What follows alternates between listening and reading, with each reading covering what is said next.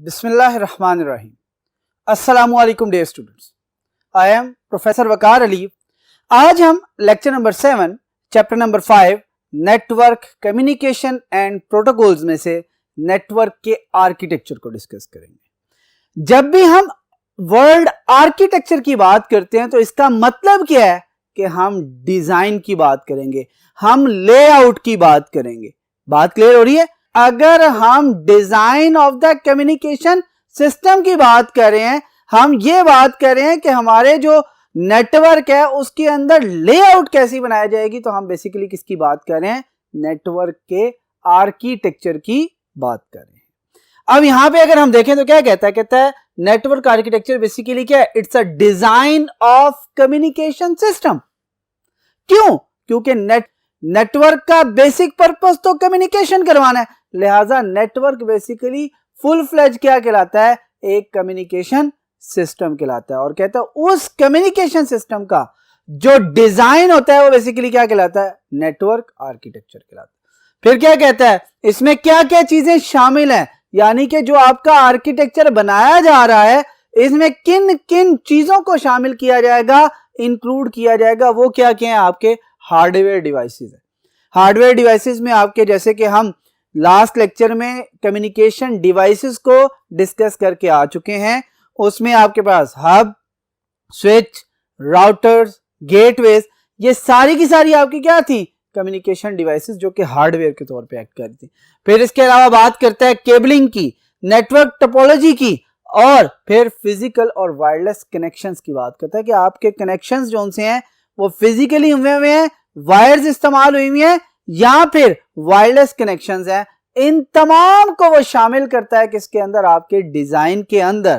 ठीक है, और ये बेसिकली क्या बना रहे होते हैं? आपके नेटवर्क आर्किटेक्चर बना रहे होते हैं। कहते हैं नेटवर्क आर्किटेक्चर जो है, जो डिजाइन है, याद रखिएगा वो बेसिकली दो चीजों पर मुश्तमिल होता है।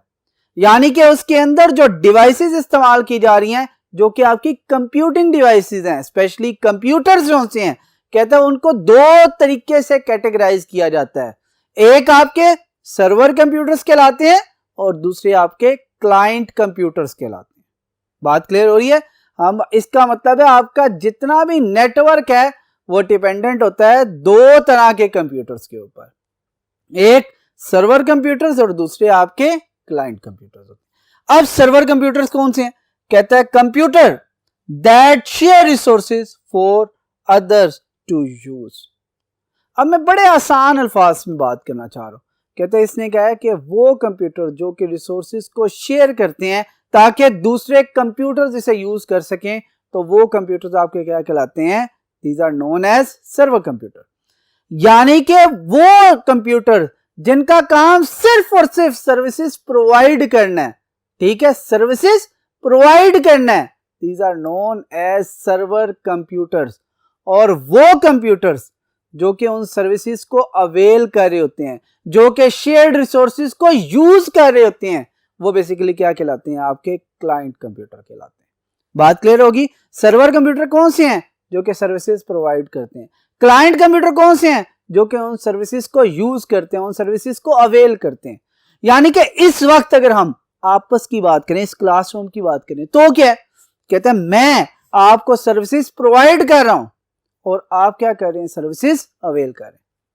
लिहाजा इस क्लासरूम के नेटवर्क के अंदर मैं एज अ सर्वर एक्ट कर रहा हूं और आप तमाम लोग बेसिकली किस तरह एक्ट करें? एक क्लाइंट के तौर पे एक्ट करें। बात क्लियर होगी? अब देखिए, अगर गौर करें इस नेटवर्क के अंदर, जो हमारा नेटवर्क है, इसके अंदर आपको क्या नजर आ रहा है? एक सर्वर है और बाकी तमाम के तमाम क्या है? क्लाइंट्स हैं। कहता है इसी तरह याद रखें कि समटाइम ऐसा भी हो सकता है आपका जो नेटवर्क है इसके अंदर नंबर ऑफ क्लाइंट्स तो ज्यादा हो ही हो, इसके साथ साथ आपके नंबर ऑफ सर्वर्स भी क्या हो जाए? इंक्रीज कर जाए। क्योंकि ये डिपेंड करता है ना। फॉर एग्जांपल एक सर्वर जो है वो क्या कर सकता है? 100 या थाउजेंड्स ऑफ जो सा यूजर या कंप्यूटर्स को मैनेज कर सकता है। तो इसका मतलब है अगर 1000 से ज्यादा क्लाइंट्स होंगे तो क्या करना पड़ेगा? हमें नंबर ऑफ सर्वर्स इंक्रीज करना। यहां तक बात क्लियर होगी है? अभी तक जो डिस्कस किया उसमें हमने नेटवर्क आर्किटेक्चर की बात की है कि डिजाइन ऑफ द नेटवर्क है, design of the communication system है, और फिर उसमें हमने बात की कि वो किन किन चीजों को इंक्लूड करता है, हार्डवेयर, डिवाइसेस को, हार्डवेयर डिवाइसेस को, केबलिंग को, नेटवर्क टोपोलॉजी को, और इसके साथ साथ जो आपके फिजिकल और वायरलेस आपकी कम्युनिकेशन होती है, जो लिंक्स होते हैं, उनको डील कर रहा होता है। फिर हमने बात की कि आपका ये जो नेटवर्क है ये बेसिकली दो चीज़ों पे कंसिस्ट कर रहा होता है, आपके सर्वर कंप्यूटर्स और क्लाइंट कंप्यूटर। सर्वर कंप्यूटर वो होते हैं जो सर्विसेज प्रोवाइड करते हैं, जो शेयरिंग करते हैं, और वो जो आपके कंप्यूटर्स हैं जो कि उन शेयर्ड रिसोर्सेज को यूज कर रहे होते हैं, वो बेसिकली आपके क्या कहलाते हैं, क्लाइंट कहलाते हैं। या वो कंप्यूटर जो सर्विसेज को यूज कर रहे होते हैं, सर्विसेज को अवेल कर रहे होते हैं, वो क्या कहलाते हैं, आपके क्लाइंट कंप्यूटर कहलाते हैं। यहां तक बात क्लियर होगी है। अब हम मूव करते हैं टुवर्ड्स नेक्स्ट वर्ड। जी डियर स्टूडेंट्स, नेटवर्क आर्किटेक्चर के बारे में हम डिस्कस कर चुके हैं। फिर हमने ये भी डिस्कस कर लिया कि सर्वर कंप्यूटर्स क्या होते हैं और क्लाइंट कंप्यूटर्स कौन कौन से होते हैं। अब हम बात करेंगे types of different network architectures की। कहता है याद रखिएगा, दो तरह के आपके नेटवर्क आर्किटेक्चर्स होते हैं। एक क्लाइंट सर्वर नेटवर्क आर्किटेक्चर होता है और दूसरा आपका peer to peer network architecture होता है। ठीक हो गया यहां तक। अब हम वन बाय वन इनको डिस्कस करते हैं। कहता है सबसे पहले बात करें क्लाइंट सर्वर नेटवर्क आर्किटेक्चर की। क्या कहता है यहां पर, कहता है each computer in the network act as either server और अ क्लाइंट। हमने क्या कहा था, नेटवर्क के अंदर आपके सर्वर्स भी होते हैं और आपके क्लाइंट्स भी होते हैं। लेकिन कहता है क्लाइंट सर्वर नेटवर्क के अंदर एक कंप्यूटर या तो एज अ सर्वर एक्ट कर सकता है या एज अ क्लाइंट। और अगर एक computer as a server act कर रहा है तो वो कभी भी एज अ क्लाइंट एक्ट नहीं कर सकता। और अगर एक computer as a client act कर रहा है तो याद रखिएगा वो एज अ सर्वर कभी भी एक्ट नहीं कर सकता। यानी कि यहां पर क्लियर डिस्टिंक्शन है कि ये आपका कंप्यूटर क्या है, सिर्फ और सिर्फ सर्वर के तौर पे एक्ट करेगा, ये सिर्फ और सिर्फ सर्विसेज को प्रोवाइड करेगा, ये सिर्फ और सिर्फ रिसोर्सेज को शेयर करेगा। जबकि ये आपके क्या है, क्लाइंट कंप्यूटर है, और ये सिर्फ और सिर्फ क्या करेंगे, आपके सर्विसेज को अवेल करेंगे, वो जो शेयर्ड रिसोर्सेज हैं उनको यूज करेंगे। ये कभी भी किसी को कोई सर्विस प्रोवाइड नहीं कर सकते। और कहता है इसी वजह से इस पूरे नेटवर्क को, जिसमें आपकी क्लियर डिस्टिंक्शन है कि ये आपके कंप्यूटर जोन से एज अ क्लाइंट एक्ट करेंगे और ये कंप्यूटर आपके जोन से हैं एज अ सर्वर एक्ट करेंगे। यानी कि कोई खास कंप्यूटर्स आपके एज अ सर्वर एक्ट कर रहे होंगे, उनको हम डेडिकेट कर देंगे कि ये computer as a server act करेंगे। इसी वजह से हम इस पूरे नेटवर्क को क्लाइंट सर्वर नेटवर्क भी कहते हैं और साथ साथ डेडिकेटेड सर्वर नेटवर्क भी कहते हैं। बात क्लियर होगी। सेकंड पॉइंट में लिखा हुआ है, कहते हैं also known as dedicated server network, क्योंकि हमने डेडिकेट कर दिया है कुछ कंप्यूटर्स को कि वो एज अ सर्वर ही एक्ट करेंगे, जबकि रेस्ट ऑफ द कंप्यूटर्स क्या करेंगे, एज अ क्लाइंट एक्ट करेंगे। बात क्लियर होगी। फिर क्या कहता है, कहता है इन दिस नेटवर्क वन और more computers are dedicated to acting as a server. पहले भी डिस्कशन की है, मैंने क्या कहा था कि ये बेस करता है नंबर ऑफ क्लाइंट्स के ऊपर। जैसे जैसे आपके नंबर ऑफ क्लाइंट्स बढ़ते जाते हैं, आप क्या करते हैं, नंबर ऑफ सर्वर्स को इंक्रीज कर देते हैं। या हम क्या करते हैं, डिफरेंट रिसोर्सेज को शेयर करने के लिए डिफरेंट सर्वर्स बना लेते हैं। फॉर एग्जांपल एक कंप्यूटर जो है वो इंटरनेट का कनेक्शन तमाम कंप्यूटर्स को देगा, तो हमने कहा ये इंटरनेट सर्वर है। एक कंप्यूटर ऐसा है जिसके साथ हमने प्रिंटर, स्कैनर या जो भी हार्डवेयर की डिवाइसेस है उन्हें अटैच कर दिया और हमने कहा कि ये बेसिकली आपके प्रिंटर या फिर स्कैनर का सर्वर है। ठीक हो गया। या फिर हमने कहा जी कोई एक कंप्यूटर ऐसा बना दिया जिसके ऊपर हर तरह का डाटा पड़ा हो, ठीक है, सॉफ्टवेयर्स पड़े हुए, और उसे क्या कर दिया, all over the network share कर दिया। तो हमने क्या, ये जो आपका सर्वर है ये बेसिकली आपका क्या है, डाटा सर्वर है। तो कहता है इसी तरह एक आपका जो नेटवर्क होता है उसके अंदर एक से ज्यादा आपके सर्वर्स बनाए जा सकते हैं, इसमें किसी किस्म का कोई प्रॉब्लम नहीं है। फिर क्या कहता है, कहता है servers are optimised to provide quick access to shared network resources. कहता है सर्वर का बेसिक काम क्या है, उसका बेसिक थीम क्या है? कहता है उसका बेसिक थीम ये है कि जो मेरे शेयर्ड रिसोर्सेज हैं उनकी एक्सेस क्विक होनी चाहिए, यानी कि जो भी डिमांड करे उसे फौरी तौर पे वो क्या किया जाए, एक्सेस दे दी जाए उसकी, और वो रिसोर्स उसके साथ शेयर कर दिया जाए, वो उसे यूज करने के काबिल हो जाए फौरी तौर पर। याद रखिएगा इसमें जो सबसे मेन चीज है वो क्या है, क्विक एक्सेस। और ये किसकी रिस्पॉन्सिबिलिटी है, सर्वर की। फॉर एग्जाम्पल देखिए ना, मैंने क्या कहा था, अगर सर्वर एक ऐसा कंप्यूटर है जो कि हम चैप्टर नंबर 1 पे पढ़ के आए हैं, मिनी कंप्यूटर है अगर, या मेन फ्रेम है, तो मिनी कंप्यूटर्स के बारे में कहते हैं 100 ऑफ यूजर्स को सेम टाइम पे क्या करता है, मैनेज कर सकता है, जबकि मेन फ्रेम कहता है थाउजेंड्स ऑफ यूजर्स को मैनेज कर सकता है। इसका मतलब यह है कि आपका सर्वर सेम टाइम पे 100 और थाउजेंड्स ऑफ यूजर्स को मैनेज कर सकता है और वो क्विक एक्सेस उन्हें दे सकता है। यहां तक बात क्लियर हुई है। और इसका काम ही है सर्वर का कि जी क्विक एक्सेस प्रोवाइड करना, और तो कोई काम नहीं है ना इसका। इसने क्या करना है, सर्विसेज शेयर कर दी हैं, अब जो इससे रिक्वेस्ट करेगा फौरी तौर पे उसकी एक्सेस को वो क्या करेगा, फुलफिल करेगा, उसकी जो भी रिक्वेस्ट है वो फुलफिल करेगा। बात क्लियर हो गई। फिर क्या कहता है सर्वर्स प्रोवाइड सेंट्रलाइज्ड सिक्योरिटी। देखिए हमने क्या कहा है, रिसोर्सेज शेयर करना किसका काम है, आपके सर्वर्स का। इसका मतलब है सिक्योरिटी भी आपकी क्या होगी है, सेंट्रलाइज्ड होगी है। क्यों? क्योंकि जितने नंबर ऑफ सिस्टम्स हैं वो क्लाइंट्स है, वो किन के साथ लिंक कर रहे हैं, किन के रिसोर्सेज शेयर कर रहे हैं, किन से सर्विसेज ले रहे हैं, तो पता चलता है सर्वर कंप्यूटर। लिहाजा सर्वर कंप्यूटर क्या कर सकते हैं, सेंट्रलाइज सिक्योरिटी प्रोवाइड कर सकते हैं, क्योंकि आपका डाटा तो इन्हीं के पास पड़ा हुआ है, आपकी सर्विसेज तो इनके पास पड़ी हुई हैं, आपके रिसोर्सेज तो इनके पास पड़े हुए हैं। लिहाजा सर्वर कंप्यूटर्स क्या करते हैं, कह सकते हैं कि ये नेटवर्क के अंदर आपको सेंट्रलाइज सिक्योरिटी प्रोवाइड कर सकते हैं। और कहता है जो प्रोवाइड की जाती है सिक्योरिटी, उसका बेसिक पर्पस क्या होता है कि कोई भी अनऑथराइज्ड यूजर जो उस नेटवर्क का हिस्सा नहीं है वो इन रिसोर्सेज को इस्तेमाल ना कर सके। अब देखिए वायरलेस जो सा नेटवर्क है, घर के अंदर हम वाईफाई इस्तेमाल करते हैं, हम क्या करते हैं, वो इंटरनेट कनेक्शन जो है तमाम के तमाम घर वाले शेयर कर रहे होते हैं, लेकिन हमने क्या किया जाता है, उसे सेंट्रलाइज सिक्योरिटी दी जाती है यूजिंग सिक्योरिटी की। ठीक है, उसके लिए कोई सिक्योरिटी आईडी देते हैं, की देते हैं।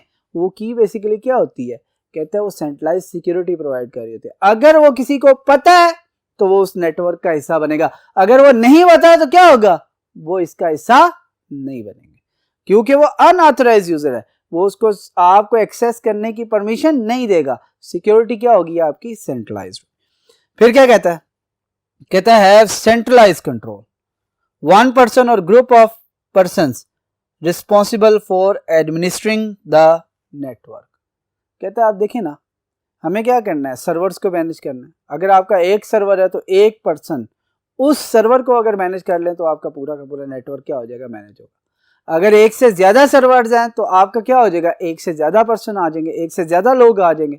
इसका मतलब है एक की बजाय अब क्या हो गया, ग्रुप ऑफ जो से पीपल हैं या ग्रुप ऑफ पर्सन जो से हैं वो क्या करेंगे, वो उसको मैनेज कर सकते हैं पूरे के पूरे नेटवर्क को। बात क्लियर होगी। एक दफा इसका क्विक रिव्यू ले लेते हैं। मैंने क्या बात की, क्लाइंट सर्वर नेटवर्क के अंदर आपका कंप्यूटर या तो सर्वर के तौर पे एक्ट करता है या फिर क्लाइंट के तौर पे एक्ट करता है। दूसरी बात की कि ये डेडिकेटेड सर्वर नेटवर्क भी कहलाता है। क्यों? क्योंकि हम इसमें सर्वर्स को डेडिकेट कर देते हैं और rest of the computers basically क्या होते हैं, आपके क्लाइंट्स कहलाते हैं। फिर कहते हैं कि जी एक नेटवर्क के अंदर एक से ज्यादा आपके सर्वर्स हो सकते हैं, इसमें किसी किस्म का कोई मसला नहीं। फिर कहता है सर्वर्स का बेसिक काम क्या है कि आपको क्विक एक्सेस प्रोवाइड करना, ताकि आप बेहतर तरीके से अपने जो शेयर्ड रिसोर्सेज हैं उनको इस्तेमाल कर सकें। फिर कहता है सर्वर्स जो से सेंट्रलाइज सिक्योरिटी प्रोवाइड करते हैं ताकि किसी किस्म का, ताकि कोई भी अनऑथराइज्ड यूजर जो से आपका जो शेयर्ड रिसोर्सेज है उनको इस्तेमाल ना कर सके। और लास्ट में बात की है कि कंट्रोल भी आपका क्योंकि सेंट्रलाइज्ड होता है, एक शख्स या ग्रुप ऑफ पीपल जो से हैं, एक शख्स या कुछ लोग मिलकर जोन सा है जो कि सर्वर्स को मैनेज कर रहे होते हैं, वो पूरे के पूरे नेटवर्क को मैनेज कर सकते हैं। यहां तक बात क्लियर हुई। बट मेक श्योर, ये मैं फिर कह रहा हूं कि इसके अंदर क्लियर डिस्टिंक्शन है क्लाइंट और सर्वर के अंदर। क्लाइंट कभी भी सर्वर का रोल प्ले नहीं कर सकता और सर्वर कभी भी क्लाइंट का रोल प्ले नहीं कर सकता। जैसे कि हम इस वक्त क्लास में, मैं क्या हूं, एज अ सर्वर हूं, आप क्या एज अ क्लाइंट है। इस क्लास के अंदर ऐसा नहीं होगा कि मैं स्टूडेंट बन जाऊं और आप एज अ टीचर एक्ट करना शुरू कर दें, आप आके पढ़ाना शुरू कर दें। हमेशा क्या रोल रहेगा, मैं आपका टीचर हूँगा, मैं आपको टीच करूँगा, मैं आपको पढ़ाऊँगा, मैं आपको रिसोर्सेज प्रोवाइड करूँगा और आपका काम क्या है, आप लर्न करेंगे, सीखेंगे। आपका काम है वो जो सर्विसेज मैं आपको प्रोवाइड कर रहा हूँ वो आप अवेल करते रहे। ये जो मेरा और आपका मिलाकर इस क्लासरूम का एक नेटवर्क बन रहा है, ये भी कौन सा नेटवर्क है, ये भी क्लाइंट सर्वर यानी कि डेडिकेटेड सर्वर नेटवर्क।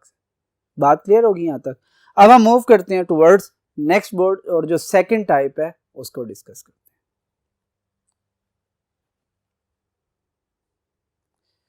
जी dear students, client server network को हम डिस्कस कर चुके हैं। अब हम सेकंड टाइप जो नेटवर्क आर्किटेक्चर की है उसको डिस्कस करते हैं और वो कौन सी है, peer to peer network architecture. अब क्या कहता है कि जी every computer is capable of playing the role of client server और both at the same time. यहां पर स्पेलिंग एक मिस्टेक है, वो जरा देख लीजिएगा। प्लेइंग में जी मिसिंग है, नो प्रॉब्लम, कोई इश्यू नहीं, समटाइम हो जाता ही। अब कह रहा क्या है कि हर कंप्यूटर जो सा यहां पर मौजूद है, कहता है वो क्लाइंट का रोल भी प्ले कर सकता है, वो सर्वर का रोल भी प्ले कर सकता है, या सेम टाइम के ऊपर वो क्लाइंट और सर्वर दोनों के तौर पर एक्ट कर सकता है। बात क्लियर हो रही है? क्लाइंट का रोल भी प्ले कर सकता है, सर्वर का भी और दोनों का भी। इसका मतलब है अब क्लियर डिस्टिंक्शन नहीं है, कोई डिफरेंस नहीं है। अब हर कंप्यूटर जो है वो क्लाइंट भी होगा, सर्वर भी होगा और इसके साथ साथ क्लाइंट और सर्वर दोनों के रोल प्ले कर सकता है। फिर बात करता है each computers referred as a peer. कहता है इस नेटवर्क के अंदर जो कंप्यूटर्स हैं, जो क्लाइंट का रोल भी प्ले कर सकता है, फिर उसके साथ साथ सर्वर का रोल भी प्ले कर सकता है, या दोनों रोल सेम टाइम पे प्ले कर रहा है, तो उसे क्या कहेंगे? क्या क्लाइंट कहेंगे, क्या सर्वर कहेंगे, या क्लाइंट सर्वर दोनों कहेंगे? कहते हैं नहीं, इसका बड़ा आसान सा हल है कि हमने इसे क्या नाम दे दिया है कि हर कंप्यूटर इस नेटवर्क के अंदर क्या कहलाएगा, एक पेयर कहलाएगा। यानी कि अब ये जो नेटवर्क बन रहा है जिसके अंदर क्लाइंट सर्वर की कोई डिस्टिंक्शन नहीं है, जिसमें हम ये नहीं बता सकते कि ये प्योरली क्लाइंट के तौर पे एक्ट करेगा और ये प्योरली सर्वर के तौर पे एक्ट करेगा, तो हमने क्या कहा है, हमने कहा है कि ये जो एक कंप्यूटर है ये बेसिकली क्या होगा, आपका एक पेयर कहलाएगा। बात क्लियर हुआ? फिर उसके बाद कहता है एक पेयर जो है can share and access the resources simultaneously. कहते हैं ये क्या कर सकता है, ये इंफॉर्मेशन को शेयर कर सकता है, रिसोर्सेज को शेयर कर सकता है, सर्विसेज प्रोवाइड कर सकता है, और कहता है सेम टाइम पे ये किसी और कंप्यूटर से सर्विसेज अवेल भी कर सकता है। ये फॉर एग्जांपल क्या कर सकता है, सर्विसेज अवेल करने के साथ साथ यूज कर सकता है, रिसोर्सेज जो उनसे शेयर हुए हैं नेटवर्क के ऊपर उनको भी यूज कर सकता है। एग्जांपल दे लेते हैं। कहता हूं मेरा कंप्यूटर बेसिकली क्या कह रहा है, इंटरनेट का कनेक्शन लिया हुआ है नेटवर्क के ऊपर, और मैं एज अ सर्वर वो इंटरनेट कनेक्शन बाकी तमाम के तमाम कंप्यूटर्स को दे रहा हूं। और इसी नेटवर्क के ऊपर एक कंप्यूटर ऐसा है जिसके साथ प्रिंटर अटैच है और उसने वो प्रिंटर क्या किया हुआ है, नेटवर्क के ऊपर शेयर किया हुआ। अब मैं क्या कर रहा हूं, सब के सब कंप्यूटर को इंटरनेट प्रोवाइड कर रहा हूं और मैं खुद भी यूज कर रहा हूं। कहता है मैं क्या कर रहा हूं, इस वक्त एज अ सर्वर एक्ट कर रहा हूं दूसरों के लिए। कौन सी सर्विस के लिए? इंटरनेट सर्विस के लिए। लेकिन अब मैंने इंटरनेट यूज करते करते प्रिंटर को यूटिलाइज करना चाह रहा हूं, प्रिंटर से प्रिंट लेना चाह रहा हूं, तो मैं क्या करूंगा, जैसे ही प्रिंट की कमांड दूंगा तो इसका मतलब है जो वो कंप्यूटर जिसके साथ प्रिंटर अटैच हुआ है मैं उसकी सर्विसेज को अवेल कर रहा हूं। अब देखिए सेम टाइम पे मैं क्या कर रहा हूं, सर्विसेज प्रोवाइड भी कर रहा हूं और दूसरे की सर्विसेज को अवेल भी कर रहा हूं। यहां तक बात क्लियर होगी? सर्विसेज प्रोवाइड भी हो रही है, सर्विसेज अवेल भी हो रही है। बात क्लियर है ना, कोई इश्यू तो नहीं। अब इससे आगे चलते हैं, इसको हम अपनी क्लास के एग्जांपल से लेते हैं। मुझे इस क्लास के नेटवर्क से जरा निकाल दें। आप तमाम स्टूडेंट्स की बात करते हैं। आप तमाम स्टूडेंट्स क्या हैं, एक दूसरे के साथ कभी पेंसिल शेयर की, कभी पेन शेयर किया, कभी बुक शेयर किया, कभी एक बुक शेयर कर रहा है, कभी दूसरा बुक शेयर कर रहा है, कभी एक कोई रिसोर्स दे रहा है, कभी कोई दूसरा रिसोर्स दे रहा है। इसका मतलब क्या है कि आप सर्विसेज प्रोवाइड भी करते हैं अपने दूसरे क्लास फेलोज के साथ और उनसे सर्विसेज अवेल भी करें। लिहाजा जो आपका नेटवर्क है वो बेसिकली क्या कहलाएगा, आपका पेयर टू पेयर नेटवर्क कहलाएगा। बात क्लियर होगी ना, ठीक होगी। अब देखें इसके बारे में क्या कहता है, कहते हैं नेटवर्क इज रिलेटिवली स्मॉल। कहता है याद रखिएगा कि नेटवर्क बहुत बड़े पैमाने पर नहीं बनाया जा सकता, ये रिलेटिवली स्मॉल होता है। और कितने कंप्यूटर्स तक मैक्सिमम जाएगा, कहता है 2 कंप्यूटर से लेकर 10 कंप्यूटर्स को मैक्सिमम अटैच किया जा सकता है। उसकी वजह क्या बताता है, उसकी वजह कहता है कि जी डिफिकल्ट टू मैनेज है। क्यों, उसकी वजह यह है कि जी सेंट्रलाइज सिक्योरिटी नहीं है, सेंट्रलाइज मैनेजमेंट नहीं है, क्योंकि हर कंप्यूटर तो एक सर्वर या एक क्लाइंट के तौर पे एक्ट कर रहा है और कोई डिस्टिंक्शन नहीं है। अगर तो पता हो कि ये सर्वर के तौर पे एक्ट कर रहा है, फिर तो हम सर्वर के जरिए बाकी नेटवर्क को मैनेज कर सकते हैं। लेकिन हर कंप्यूटर जो है वो सर्विसेज प्रोवाइड भी कर रहा है और सर्विसेज अवेल भी कर रहा है, और इसी वजह से उसे नाम क्या दिया गया था, पेयर। लिहाजा हर शख्स जो उस डिवाइस का ऑनर है या उसका यूजर है, वो उसको खुद मैनेज कर रहा होगा। इसी वजह से कहते हैं कि जितना बड़ा नेटवर्क होता जाएगा उसे मैनेज करना उतना ही ज्यादा मुश्किल हो जाएगा। ठीक है, इसी वजह से कहते हैं कि इस नेटवर्क का जो एरिया है, इस नेटवर्क के अंदर जो नंबर ऑफ डिवाइसेस हैं वो क्या की जाती हैं, कम अटैच की जाती हैं, ताकि इसे अच्छे तरीके से मैनेज किया जा सके। बात क्लियर होगी बेटा। आज का टॉपिक जो सा था वो हमारा नेटवर्क आर्किटेक्चर से रिलेटेड था, जिसमें हमने डिजाइन ऑफ कम्युनिकेशन सिस्टम की बात की। हमने कहा कि 2 तरह के आपके नेटवर्क आर्किटेक्चर हैं, एक आपका क्लाइंट सर्वर आर्किटेक्चर है और दूसरा आपका peer to peer network architecture. Client server में हमने कहा था क्लियर डिस्टिंक्शन है क्लाइंट और सर्वर की, एक कंप्यूटर या तो क्लाइंट होगा या सर्वर होगा। लेकिन इसके साथ साथ हमने कहा था सेंट्रलाइज सिक्योरिटी है, क्विक एक्सेस देता है सर्वर, एक से ज्यादा सर्वर्स हो सकते हैं, सेंट्रलाइज्ड मैनेजमेंट है। जबकि पेयर टू पेयर के अंदर कोई क्लियर डिस्टिंक्शन नहीं है, हर कंप्यूटर जो है वो एक पेयर के तौर पे एक्ट कर रहा होता है, यानी कि वो क्लाइंट भी हो सकता है, सर्वर भी हो सकता है, या क्लाइंट और सर्वर दोनों भी हो सकते हैं। तो कहता है क्लियर डिस्टिंक्शन नहीं है, डिफिकल्ट टू मैनेज है, रिलेटिवली स्मॉल होता है। और कहता है डिफिकल्ट टू मैनेज इसलिए है कि अगर नंबर ऑफ कंप्यूटर ज्यादा हो जाएंगे तो उनको मैनेज करना बहुत ज्यादा मुश्किल हो जाएगा। उम्मीद है कि आज का लेक्चर आपको समझ में आ चुका होगा। इंशाल्लाह नेक्स्ट लेक्चर में आपसे फिर मुलाकात होगी। अल्लाह हाफिज।